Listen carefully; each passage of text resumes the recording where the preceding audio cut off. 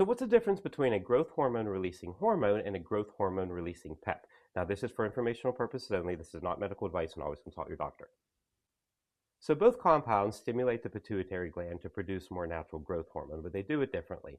The growth hormone releasing hormone binds to the growth hormone releasing hormone receptor, while the growth hormone releasing PEP binds to the ghrelin receptor.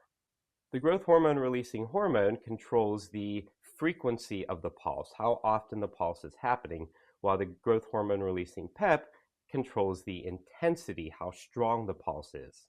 So like I just said, GHRHs are stimulating the pituitary gland to make more natural growth hormone, while GHRPs are also stimulating the pituitary gland, but also telling the hypothalamus to stimulate the pituitary gland to make more natural growth hormone. The hypothalamus is what controls the growth hormone.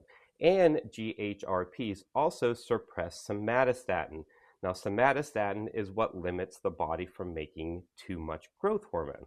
So GHRPs are suppressing what is inhibiting the body from making too much growth hormone.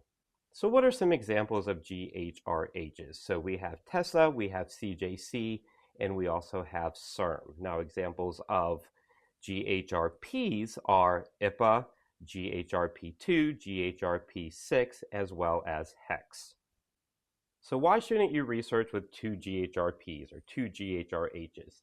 I like to think of it as a traffic jam. You're on one lane highway, you have all these cars trying to get to the pituitary gland, and it's basically a traffic jam. It's oversaturated.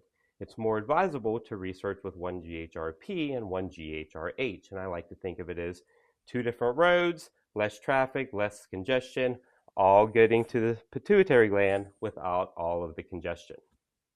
In addition to not wanting to oversaturate the receptors, think of the growth hormone releasing hormone as the one that's saying, hey, this is when we should release the pulse. This is how often we should do it. While the growth hormone releasing PEP is saying, okay, this is how hard we're going to do it. One saying how often, one saying how hard. So if you guys have any further questions about GHRHs, GHRPs, don't hesitate to reach out. I'm always happy to help. Check out what's above and let me know.